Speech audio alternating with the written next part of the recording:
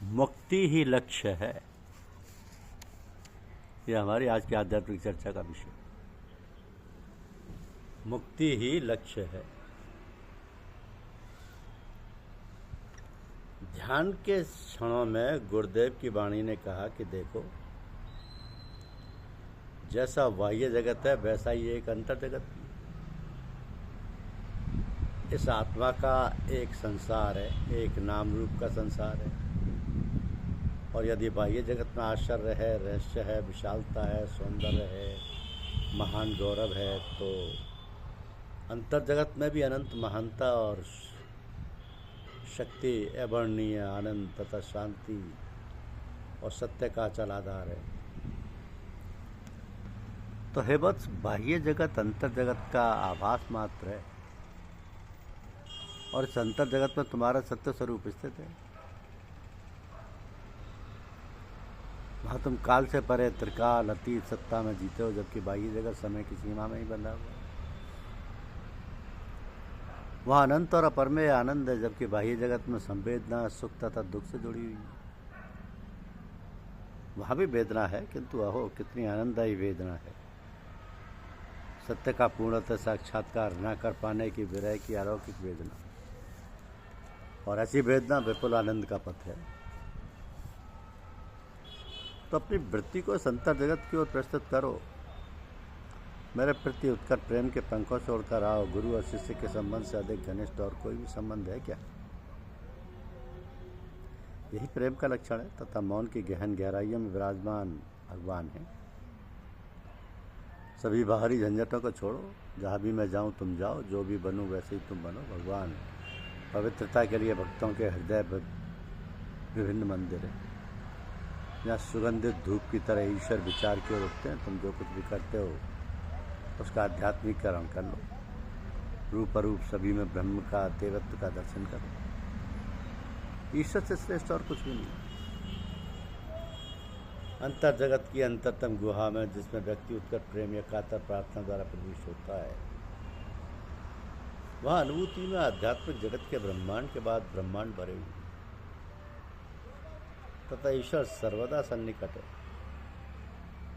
और भौतिक अर्थ में भी निकट नहीं, किंतु आध्यात्मिक अर्थ में हमारी आत्मा के भी आत्मा के रूप में वे हमारी आत्मा के सार तत्व हैं। वे हमारे सभी विचारों तथा अंतरतम में छिपे अति गोपनीय आकांक्षाओं के विज्ञाता हैं। तो स्वयं को समर्पित कर प्रेम के लिए प्रेम। जितना अधिक तुम अंतर में प्रविष्ट होते हो उतना ही तुम मेरे निकट आते हो, क्योंकि मैं अंतरतम का निवासी हूँ।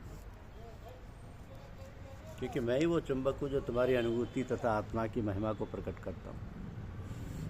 मैं आत्मा हूँ, विचार्य रूप से अछूती आत्मा। मैं अभेद्य अविनेश्वर आत्मा हूँ। मैं परमात्मा हूँ, ब्रह्म हूँ। अब गुरुदेव की वाणी कितनी आश्चर्यजनक है। मेरी आत्मा पुकार उठती है, हे महाभागा, आप स्वयं ईश्वर हैं। आप जिसका उपदेश देते हैं आप स्वयं वही हैं। आप विश्व की आत्मा हैं, आप सर्वस्व हैं। यद्यपि आपकी माया में भी रूप का आवाज़ देती है, तथापि आप स्वयं एकम अद्वितीयम हैं। आपके एकत्व की महिमा महान है, क्योंकि आत्मा एक है, आत्मा सारभूत है, जिसमें अंश या विभाग नहीं है। आत्मा एक ही ज्योति है जो विभिन्न रंगों के कांचों से देखी जा रही है। हे गुरुदेव, मुझे कृपया उस जीवन में ले चलिए जो आपका जीवन है। आप ब्रह्मा हैं, आप विष्णु हैं, आप सदाशिव हैं, आप ब्रह्म हैं, परम ब्रह्म।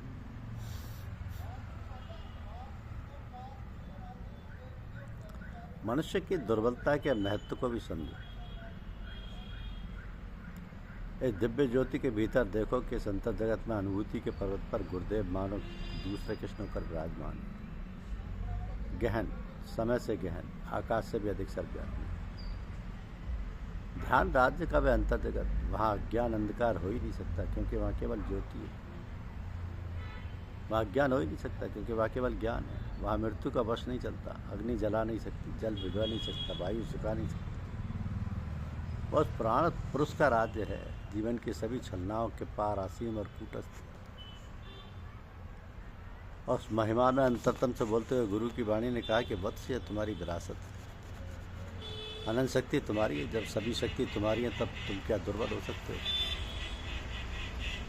इंद्रियों के विषय की से तुम संतुष्ट नहीं रह सकते। इस बाह्य जगत की तड़क भड़क के पीछे मृत्यु तथा विस्मृति है। जब मृत्यु आती है ये शरीर सब हो जाता है, किंतु आत्मा सदैव मुक्त है। ये अशरीरी है, साक्षी है, क्योंकि शरीरों का नाश हो सकता है किंतु आत्मा अनश्वर है। मेरी आत्मा ने गुरुदेव से निवेदन किया, महाभाग कितना अद्भुत है, वहाँ मृत्यु नहीं है। तब गुरुदेव ने कहा, वत्स वहाँ वासना से लिप्त जीवन भी नहीं है, क्योंकि लोग जिसके भूखे हैं वो संसार की ही तो है। दूषित वासनाओं में आनंद लेने वाले लोग कीचड़ में सने शरीर में आनंद से लौटने वाले बैल के समान ही तो हैं।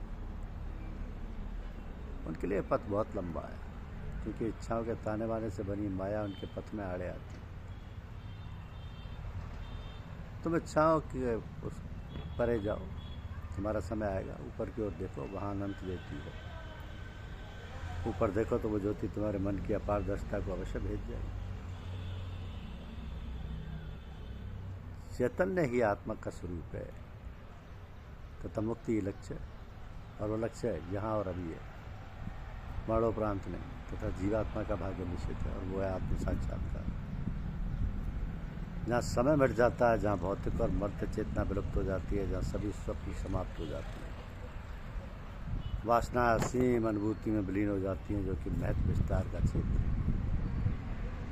उस अनंत की अनुभूति के लिए, समय का अवसान कर देने के लिए, इंद्रिय जन्य कल्पनाओं की समाप्ति के लिए, अनंत की मुक्ति के लिए ये अनुभूति है।